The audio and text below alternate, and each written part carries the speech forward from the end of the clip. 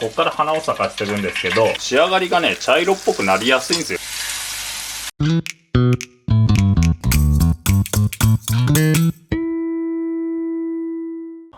天ぷらの揚げ方ということで、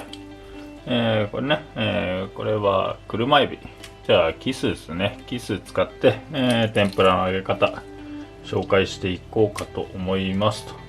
エビってこれ赤いエビと黒っぽいこのタイガー系の縞模様の入ったエビと2種類いるじゃないですか。基本的にね、加熱調理に向いてるのはこのタイガー系ってこのね、黒いエビね。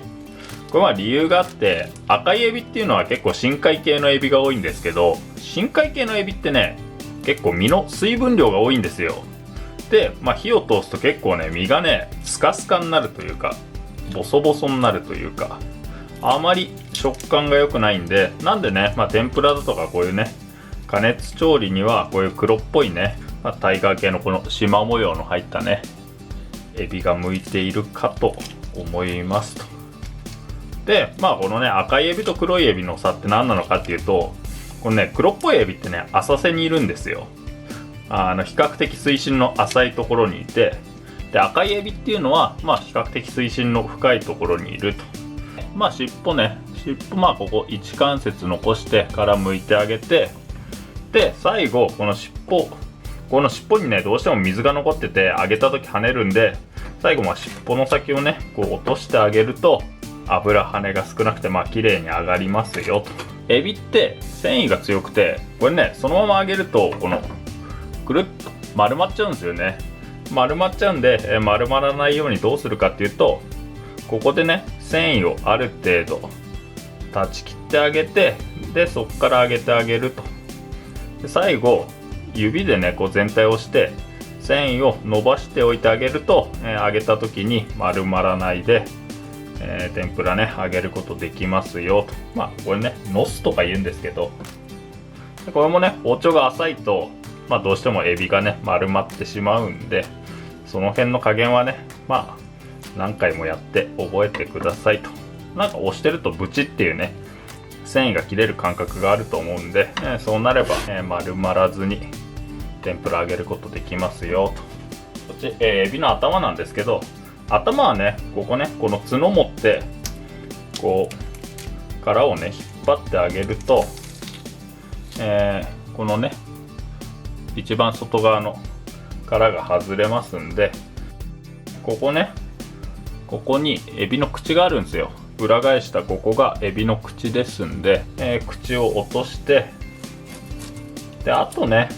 好みでこのエビ味噌もね、これ油が汚れるんで、ここを外しておいてあげると、これがね、エビの頭、なんかおせんべいみたいな感じで食べることできますんで、このね、エビ味噌はね、これはね、これで結構美味しいんで、油の汚れをそこまで気にしないっていうね場合は、これは残しておいてもいいんではないかなとは思いますね。キスは、背開きで開いていきますと。でね、今日はね、天ぷらを、揚げ方というか、衣の作り方ですね、3種類紹介しようかと思っていまして、一つはね、料理屋さんで出てくるような基本的なね、軽めの衣のサクッとした食感の天ぷら、揚げて、すぐ食べるような状況の時に使う、天ぷら粉の作り方と、であともう一種類は讃岐系のうどん屋さんなんかで結構揚げ置きしてある天ぷらあるじゃないですか。あれって結構時間が経ってるのにずっとザクザクした食感が楽しめるじゃないですか。ああいうね、ちょっとこう時間を置いても、食感が抜けないような天ぷらの衣の作り方と、あとね、もう一種類は昔ながらのね、蕎麦屋さんだとかで出てくるような花を咲かすっていうんですけど、衣が散ってこう花が咲いているようなね、ああいうなんていうのかな、ちょっと一回り大きく衣をまとわせたような天ぷらと3種類ね紹介しようかと思いますと。で、キスはねこんな感じで、お腹開かずに頭だけ落としたら、内臓を洗って、で水分拭き取って、で、背開きにしていきますよと。で背開きはね、普通にこうね、背中から包丁入れてあげて、で、まあ中骨にね沿ってこう開いていくっていう開き方ですね。まあこんな感じで、開いていってあげてくださいと。キスなんかはこれね意外とね骨が硬いんで、だからね若干おろしづらかったりもするんですけど、まあその辺はね、何度も練習してさばいてあげてくださいと。こんな感じで開けたら、ここのねあばら骨をこう包丁で、かいて、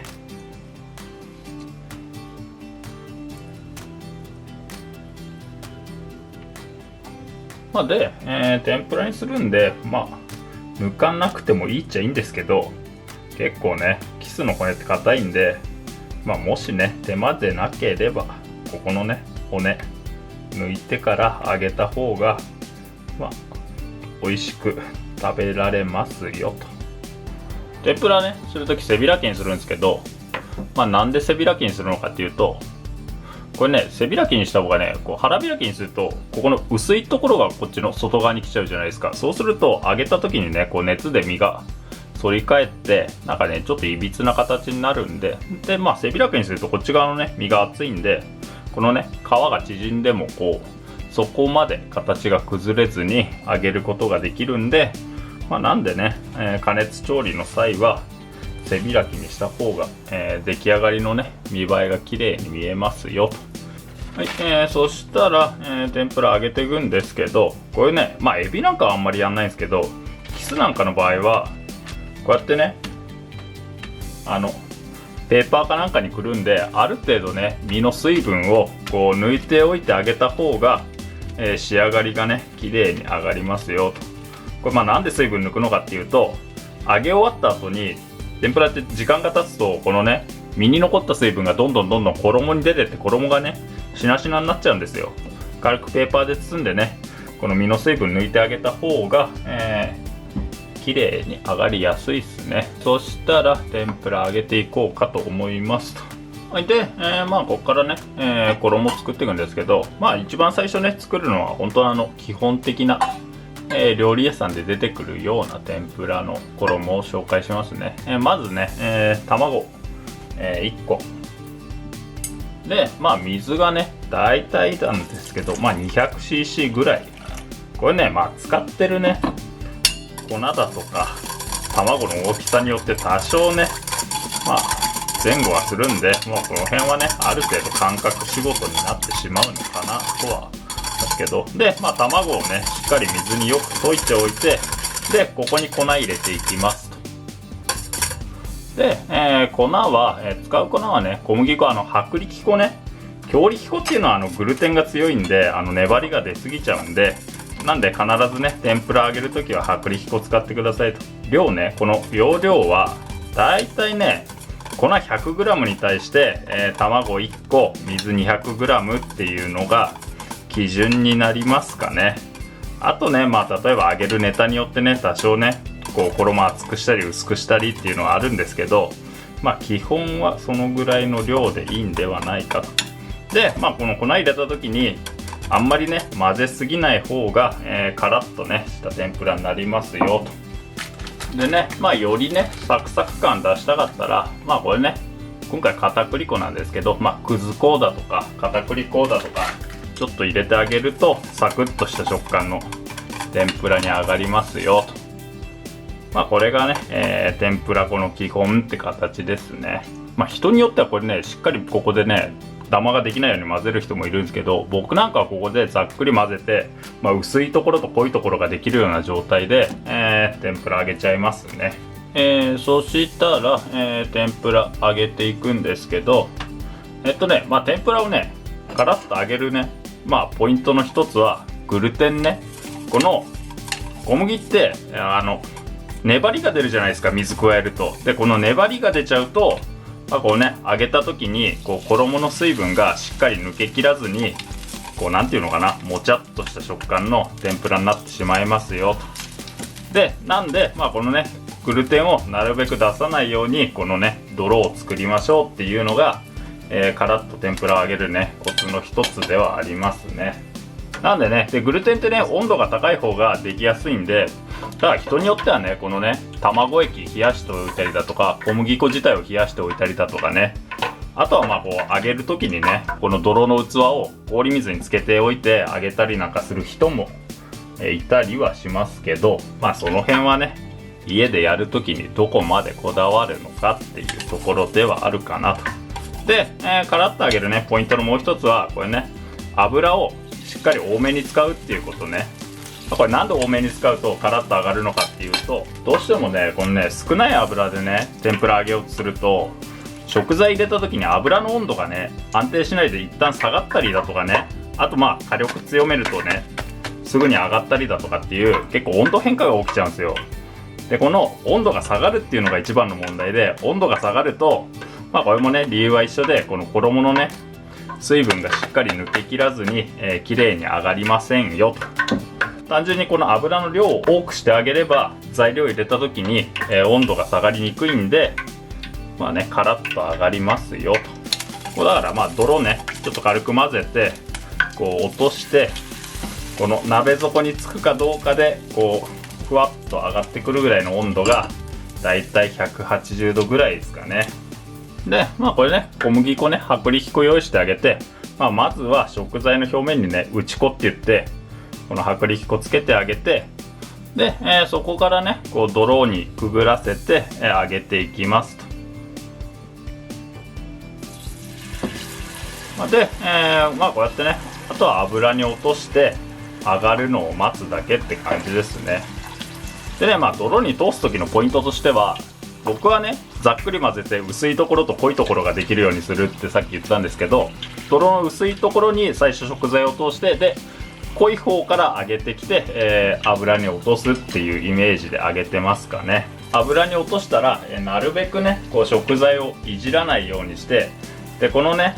揚がるとだんだんまあ食材が浮いてきて、この出てくる泡がちっちゃくなるんで、まあ揚げ具合はね、そこで見極めてあげてくださいと。で、あとはね、ポイントとしては、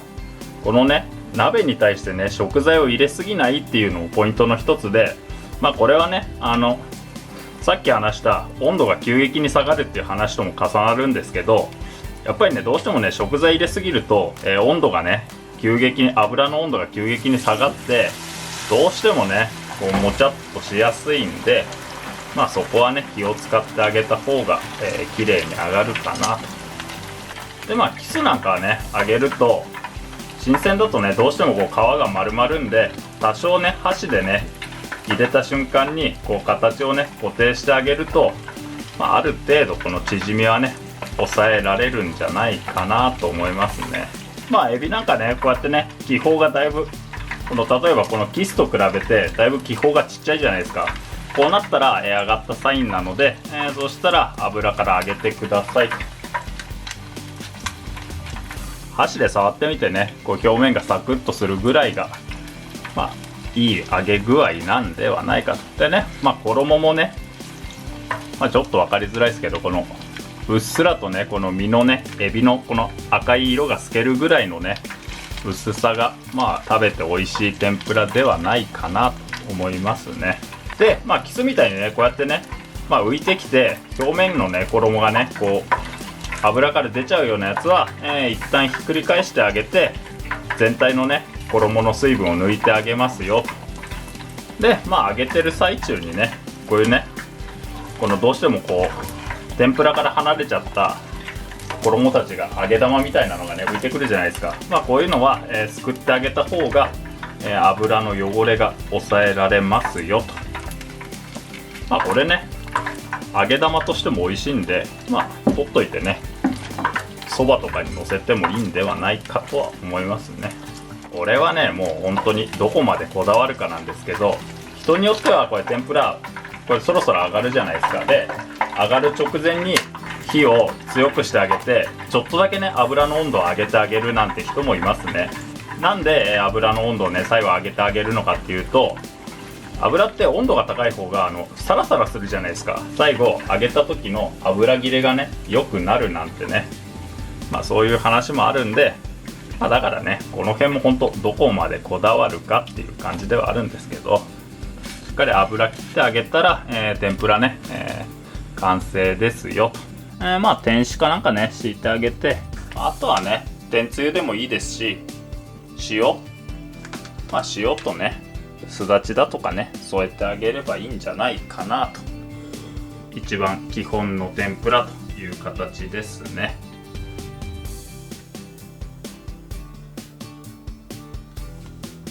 次はあれね、花を咲かせた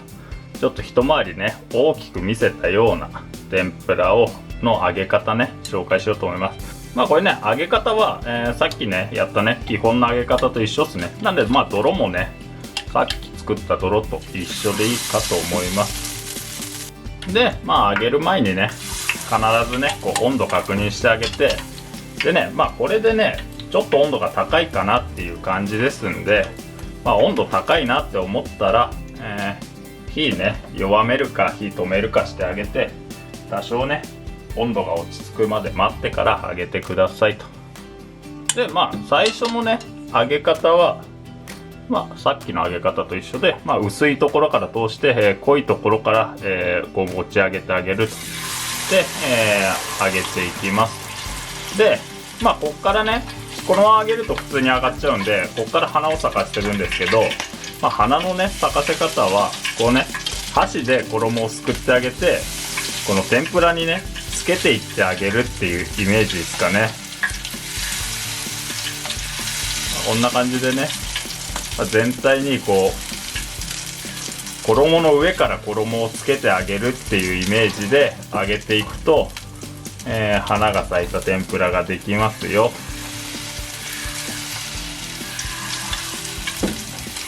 さっきつけたこの衣が固まったら、揚げてあげると、天ぷらできますよ。でまあこれねこれ最初に揚げた天ぷらと比べると結構ねボリューミーで、この周りのねザクザク感なんかもあったりして、まあこのね衣が薄い天ぷらはね結構素材の味をストレートに楽しめて美味しいんですけど、まあこういうのはこういうのでねたまに食べると美味しかったりするんで、まあこの辺はね好みで揚げてみてはいかがですかと。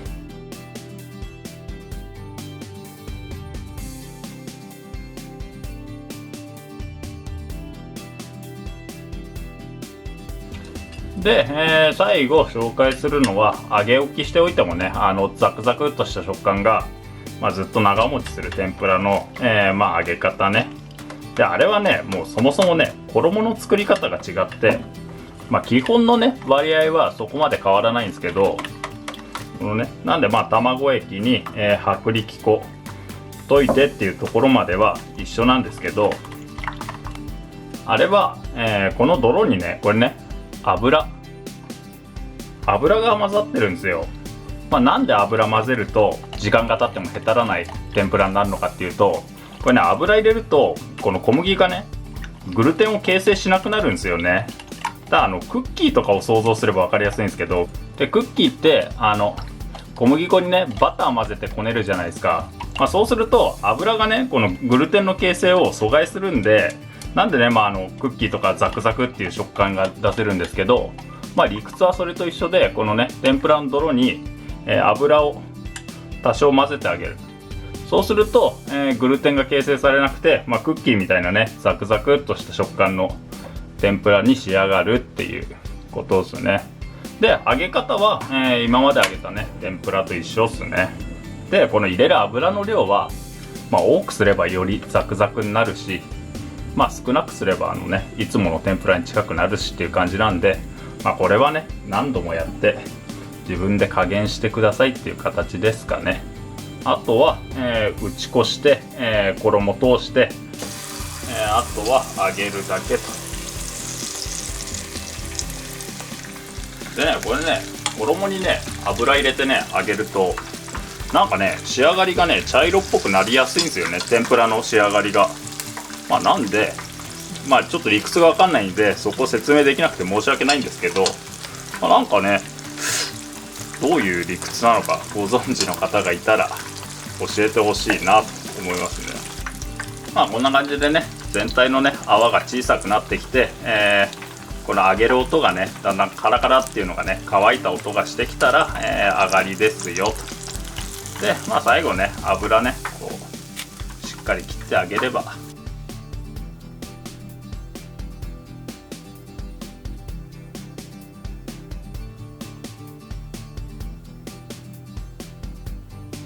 はい。で、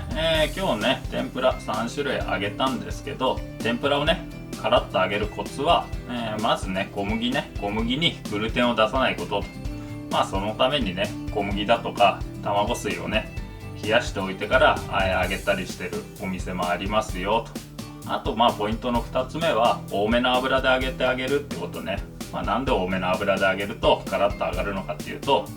これは単純にね、油の温度変化が少ないんで、衣の水分がしっかり抜けますよと。で、最後ね、揚げたザクザク系のね、天ぷら、なんでへたらないのかっていうと、クッキーと一緒で、小麦と油を混ぜるとグルテンが出ないから、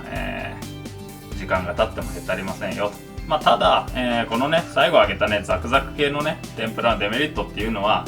このね、最初に揚げた天ぷらみたいなね、ふわっとした軽い食感は若干ね、出しづらいというか、どうしてもこうクッキーみたいなね、ザクザクってした食感が出てしまうんで、この辺はね、だから揚げてから食べるまでの時間だとか、なんかね、その辺を考えて使い分けてあげるといいんではないかなと思いますね。はい、以上天ぷらの揚げ方でした。